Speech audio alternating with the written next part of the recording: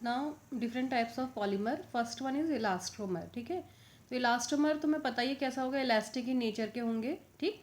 तो जो इलास्टोमर्स होता है तो उसमें क्या होता है, इंटरमॉलिक्यूलर जो फोर्स होता है वो वीकेस्ट होता है।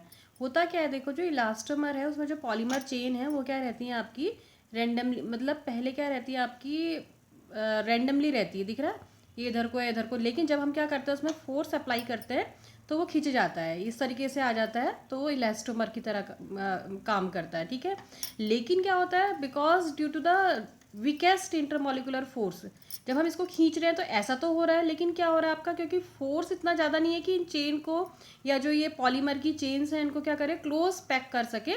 तो जैसे ही हम फोर्स हटाते हैं due to the weakest intermolecular force, back to किस में आ जाता है आपका, ओरिजिनल स्टेट में आ जाता है। तो इलास्टोमर का एग्जांपल तुम जानते ही हो, जो इलास्टिक हैं या जो रबर्स हैं, that are an examples of elastomer. समझ में आया। तो इलास्टोमर क्या होंगे आपके, इलास्टिक नेचर के होते हैं। और सेकंड पॉइंट जो मोस्ट इंपॉर्टेंट है, जो इंटरमोलिकुलर जो फोर्स होता है वो क्या होता है आपका, वीकेस्ट होता है, ठीक है। तो वीकेस्ट होने के लिए जो इनिशियल है वो रेंडमली रहते हैं, लेकिन जैसे ही हम फोर्स अप्लाई करते हैं तो वो क्या हो जाते हैं आपके, अरेंज वे में आ जाते हैं और खिंच जाते हैं, ठीक। लेकिन क्योंकि इंटरमोलिकुलर फोर्स बहुत कम है, तो जैसे ही हम फोर्स हटाते हैं, यदि क्या होता है इंटरमोलिकुलर फोर्स ज़्यादा होता तो जैसे ही खींच रहे हैं तो इसी फॉर्म में भी रह सकते थे, क्योंकि फोर्स ज़्यादा होता तो उनको क्या करता है, इन एटम्स को क्लोजली पैक कर देता। लेकिन क्या है आपका, फोर्स कम होने की वजह से जैसे ही हम फोर्स हटाते हैं तो ओरिजिनल स्टेट में आ जाते हैं। ये क्या है एग्जाम्पल, फॉर एग्जाम्पल रबर, ठीक है।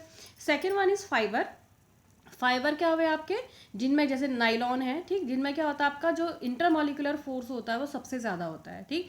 और क्या होंगे आपके, स्टेबल होंगे, जिस फॉर्म में रहते हैं उसी फॉर्म में दिखाई देंगे। तो जो आपके क्या होता है, आपके फाइबर्स होते हैं उनमें किस तरीके का फोर्स लगता है, या तो हाइड्रोजन बॉन्डिंग लगती है या डाइपोल डाइपोल इंट्रैक्शन लगता है, ठीक है। फॉर एग्जाम्पल ये किस में आपका CONH है, ये हम ले रहे हैं आपका रबर है ये, ठीक है। 1 2 3 4 5 6, ठीक है। ये हम शायद वो ले रहे हैं आपका कौन सा, 6 ले रहे होंगे, ब्यूना रबर, ठीक है। तो जो ये रबर है आपका, या नाइलॉन 6 है, ये नाइलॉन 6 में क्या हो रहा है, देखो ये CO और NH है, ठीक। तो क्या ऑक्सीजन क्या हो रहा है आपका, ये हाइड्रोजन, ऑक्सीजन और नाइट्रोजन के बीच में आ गया तो हाइड्रोजन बॉन्डिंग हो रही है, ठीक है। ऐसे देखो ये NH और CO है, इन दोनों के बीच में हाइड्रोजन दिखा रहे हो, तो ये क्या है आपका हाइड्रोजन बॉन्डिंग। तो जो फाइबर्स होते हैं उनमें क्या लगता है, स्ट्रॉन्ग हाइड्रोजन बॉन्डिंग। या डाइपोल डाइपोल इंट्रैक्शन की यदि हम बात करें तो देखो जो CO बॉन्ड होंगे, ठीक है, फॉर एग्जाम्पल पॉलिस्टर में दिखा रहे हैं, CO है तो तुम्हें पता है ऑक्सीजन ज़्यादा इलेक्ट्रोनेगेटिव है, इसमें डेल्टा नेगेटिव आ जाएगा, इसमें डेल्टा पॉजिटिव। तो इट मीन्स क्या, किसकी तरह काम करेंगे, पोल की तरह। एक कैसा पोल, नेगेटिव पोल, और दूसरा कैसा पोल, पॉजिटिव पोल, ठीक। तो ये नेगेटिव और ये पॉजिटिव पोल। लाइकवाइज जो दूसरा मॉलिक्यूल होगा उसमें भी क्या होगा, CO ग्रुप होगा, तो इट मीन्स वो भी डाइपोल की तरह एक्ट करेगा। एक पॉजिटिव पोल और एक नेगेटिव पोल, तो पॉजिटिव नेगेटिव, तो अपोजिट क्या करेंगे, आपस में नज़दीक आएंगे, तो क्या हो जाएगा आपका, एट्रैक्शन लगेगा। तो दूसरे तरीके का जो एट्रैक्शन होता है फाइबर के केस में, वो कौन सा होता है फिर आपका, डाइपोल डाइपोल इंट्रैक्शन होता है। और first one is hydrogen bonding. Hydrogen bonding किस में बताई आपकी, नाइलॉन 66 में बताई है, 6 में बताई। और जो आपका डाइपोल डाइपोल इंट्रैक्शन है वो किस में है फिर आपका, पॉलीस्टर्स में। तो ये पॉलीस्टर का एग्जाम्पल है, इसमें कौन सा है फिर आपका, डाइपोल डाइपोल इंट्रैक्शन होता है, ठीक है। थर्ड वन ही थर्मोप्लास्टिक, कई बार पूछा जाता है थर्मोप्लास्टिक और थर्मोसेटिंग पॉलीमर क्या होता है, ठीक है। तो जो थर्मोप्लास्टिक जैसे हमने क्या पढ़ा सबसे पहले, इलेस्ट्रोमर। इलेस्ट्रोमर में क्या होता है, इंटरमॉलिक्यूलर जो अट्रैक्शन होता है वो क्या होता है, वीकेस्ट होता है। और फाइबर में क्या होता है, सबसे स्ट्रॉन्गेस्ट होता है। तो थर्मोप्लास्टिक में इन बिटवीन होता है, ठीक है।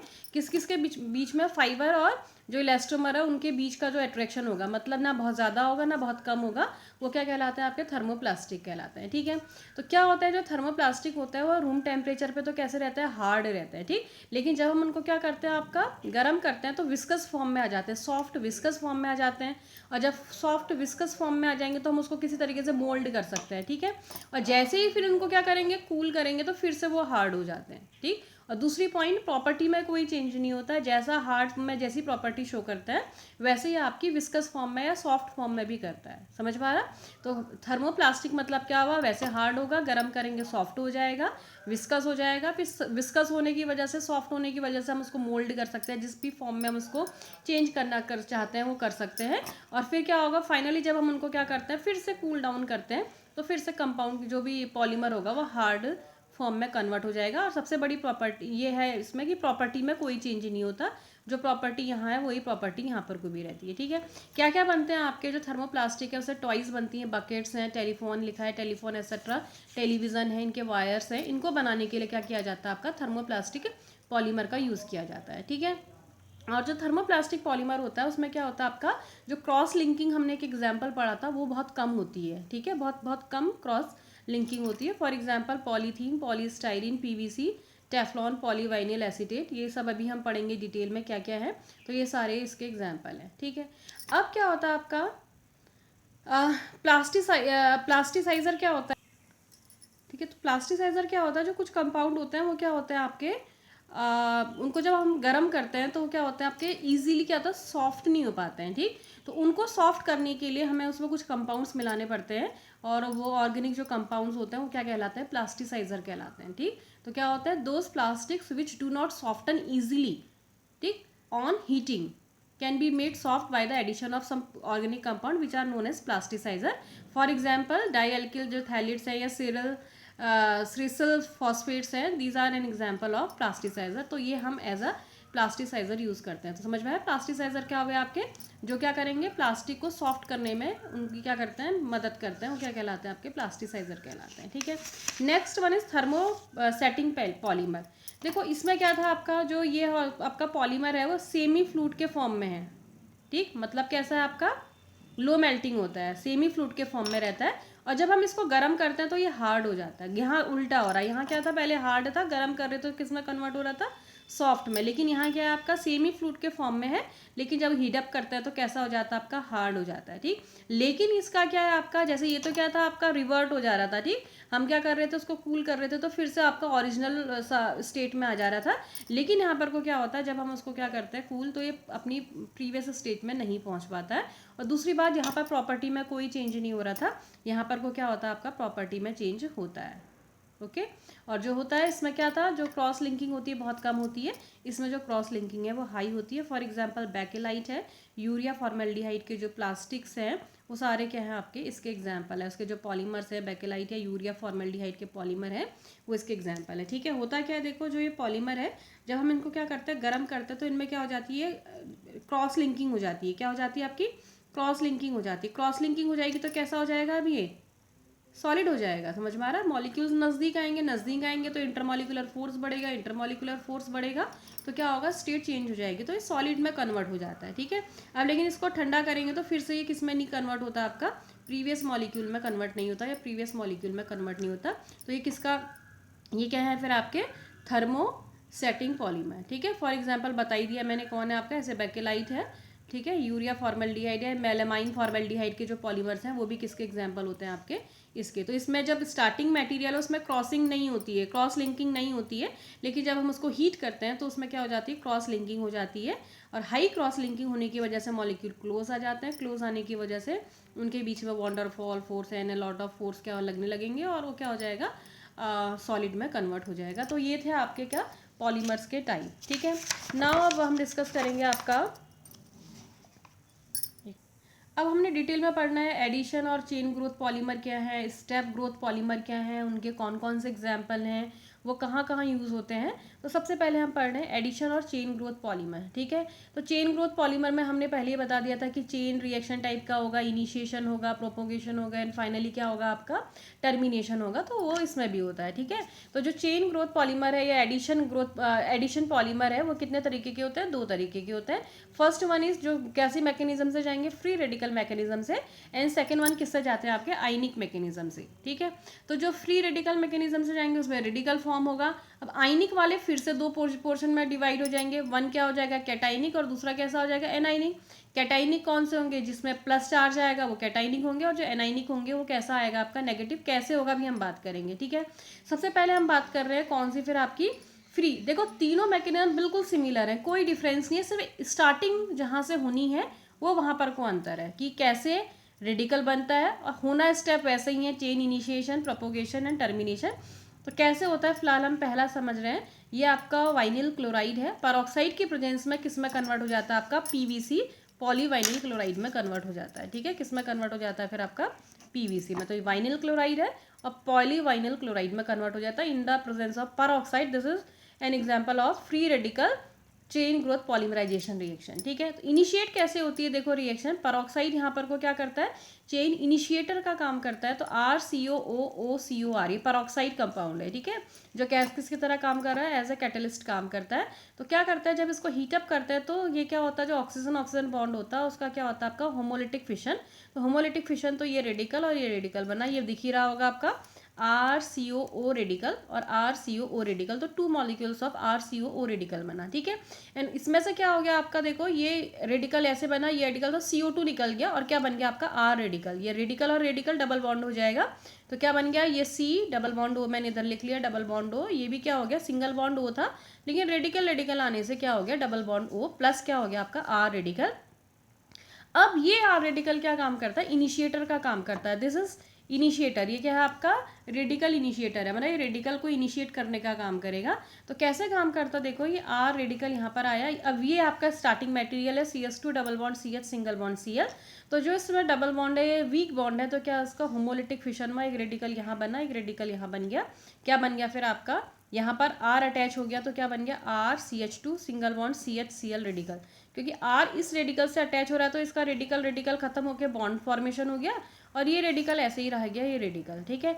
अब क्योंकि यहाँ पर ये रेडिकल से होते हुए जा रही रिएक्शन, तो ये किसकी एग्जाम्पल है आपका फ्री रेडिकल का एग्जाम्पल है। यदि यहाँ पर को प्लस हो जाता तो कौन सा हो जाता है, ये कैटाइनिक का हो जाता है। यदि यहाँ पर को C में नेगेटिव होता तो किसका एग्जाम्पल हो जाता है, ये एनाइनिक चेन ग्रोथ पॉलीमराइजेशन हो जाता है, ठीक। तो इस यहाँ पर ये पॉइंट डिसाइड करता है कि कौन सी मैकेनिज्म है, ठीक है। तो पॉइंट है तो इसमें रेडिकल मैकेनिज्म है, प्लस होता तो कैटाइनिक होती, माइनस होता तो एनाइनिक होती, ठीक है।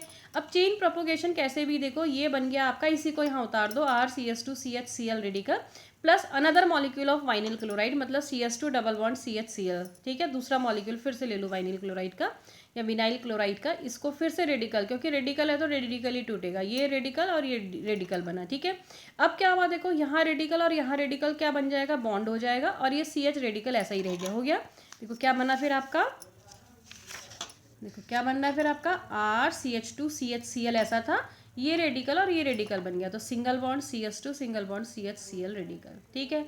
अब ऐसे ही क्या होगा, ये तीसरे मॉलिक्यूल से करेगा, ठीक है। आगे को प्रोपोगेशन का स्टेप है, यही सारे प्रोपोगेशन में ही चल रहे हैं, जहाँ से 2 आ गया तो प्रोपोगेशन। अब तीसरे मॉलिक्यूल से करेगा तो क्या हो जाएगा, एक मॉलिक्यूल आगे जुड़ जाएगा, फिर फोर्थ से करेगा तो मॉलिक्यूल आगे जुड़ जाएगा, तो ऐसे n मॉलिक्यूल्स होंगे। तो हम इसको ऐसा लिख सकते हैं RCH2Cl whole N CH2CH radical Cl, ठीक है।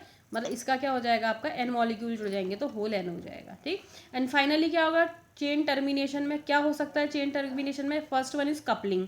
कपलिंग मीन्स क्या होता है आपका, कोई भी 2 रेडिकल मिलेंगे और प्रोडक्ट बना देंगे। जैसे माना एक रेडिकल ये है, ऐसा यदि दूसरा रेडिकल हो जाएगा तो क्या हो जाएगा, ये देखो ये रेडिकल यहाँ से यहाँ तक ये दिख रहा, ये सॉरी यहाँ तक है, यहाँ तक दिख रहा है CHCl तक एक मॉलिक्यूल, ऐसे इसको उल्टा करके लिख देंगे, देखो RCH2Cl CHCl whole N CH2CHCl दिख रहा है, CHCl यहाँ दिख रहा है ये वाला, ठीक है। तो इन दोनों के बीच में बॉन्ड बन गया, तो ये क्या बन गया आपका डाइमर टाइप का बन गया, ठीक है। ऐसे ही क्या हो सकता है, इसके साथ एक R रेडिकल मिल जाएगा तो ये फिर से बॉन्ड बन गया। तो कपलिंग का मीन्स मतलब हुआ यहाँ पर को, कपलिंग का मतलब होता है कोई भी 2 रेडिकल मिल जाएंगे और फाइनली क्या बना देंगे आपका प्रोडक्ट बना देंगे, फॉर एग्जाम्पल ये, ठीक। सेकेंड वन है प्रपोर्शनेशन, ठीक है। इसमें क्या होता है आपका, देखो इसमें ऐसा होता है एक जगह से H निकलेगा दूसरी जगह अटैक कर देगा, ठीक। फॉर एग्जाम्पल देखो हमने जो वो बना था रेडिकल उसी को 2 बार उतार लिया है, RCH2Cl CHCl CH2CHCl ऐसा ही ये भी लिख दिया है, ठीक है। तो यहाँ से क्या हुआ, देखो जो रेडिकल है उसके बगल वाले कार्बन से हाइड्रोजन निकला, इसके बगल से हाइड्रोजन निकला, ठीक है। तो इसके बगल से H रेडिकल निकलेगा तो ये क्या बनेगा CH रेडिकल, और ये रेडिकल क्या बना लेंगे डबल बॉन्ड, समझ में आ रहा है। ये CH रेडिकल है और ये CH रेडिकल, पहले से इनके बीच में कौन सा बॉन्ड है, सिंगल बॉन्ड। अब ये रेडिकल बन गया तो ये क्या हो गया डबल बॉन्ड, और यहाँ से H रेडिकल निकल के यहाँ जुड़ गया तो ये क्या बन गया CH2Cl। तो इसको बोलते हैं डिसप्रपोर्शन, ठीक है। इसमें क्या होता है एक जगह से H रेडिकल निकलता है दूसरी जगह में अटैच कर जाता, तो यहाँ से निकला और यहाँ बन गया, ठीक है। Third one is chain transfer reaction. इसमें क्या होता है आपका, ये जो चेन है ना, देखो ये अभी रेडिकल है, ये अपने रेडिकल को दूसरे को ट्रांसफर कर देगी। फॉर एग्जांपल ये क्या डाल दिया, देखो एक कंपाउंड डाला ASH, तो इसने क्या करा यहाँ से H रेडिकल ले लिया, क्या ले लिया यहाँ से H रेडिकल, यहाँ से टूटा H रेडिकल, तो H रेडिकल यहाँ आ गया तो क्या बन जाएगा, CH2Cl बन जाएगा, CS2Cl। और क्या बन गया आपका AS रेडिकल। तो इसने क्या करा, अपनी चेन को क्या, अपना जो रेडिकल था वो दूसरे को ट्रांसफर कर दिया। यहाँ रेडिकल था, अब कहाँ हो गया रेडिकल, दूसरे मॉलिक्यूल में हो गया। तो this is known as chain transfer reaction. ठीक है, तो ये क्या है आपका फर्स्ट मैकेनिज्म है। कौन सी मैकेनिज्म है फिर आपकी, रेडिकल मैकेनिज्म है। ऐसे ही देखो किसके साथ है, CS2 double bond CHCN, peroxide के साथ करोगे तो क्या हो जाएगा, डबल बॉन्ड का सिंगल बॉन्ड और इसका होल एन कर देंगे तो पॉली एक्राइलोनाइट्राइल। तो इसका नाम है एक्राइलोनाइट्राइल, तो इसका पॉली एक्राइलोनाइट्राइल, या इसका नाम दूसरा क्या है, ऑर्लोन। ठीक, सेकंड ये क्या, स्टाइरीन। क्या होता है स्टाइरीन, आपका बेंजीन रिंग के ऊपर होता है CS डबल बॉन्ड CS2, तो ये भी यही है CS2 C double bond CH benzene ring. ठीक है, यहाँ से लिखा गया है। तो ये स्टाइरीन है, स्टाइरीन का पेरोक्साइड से क्या करेंगे, यदि पॉलीमराइजेशन करेंगे तो पॉलीस्टाइरीन बनेगा। ठीक है, तो ये भी कौन सी मैकेनिज्म से जाएगा, सेम इससे जाएगा। ठीक, अब सेकंड है कौन सी फिर आपकी, आयनिक मैकेनिज्म। ये तो कौन सी थी, रेडिकल। रेडिकल समझ में आई ना। तो कौन कौन से स्टेप है, इनिशिएशन, प्रोपोगेशन और टर्मिनेशन। तो इसमें क्या डालना पड़ता है, रेडिकल इनिशिएटर डालना पड़ता है।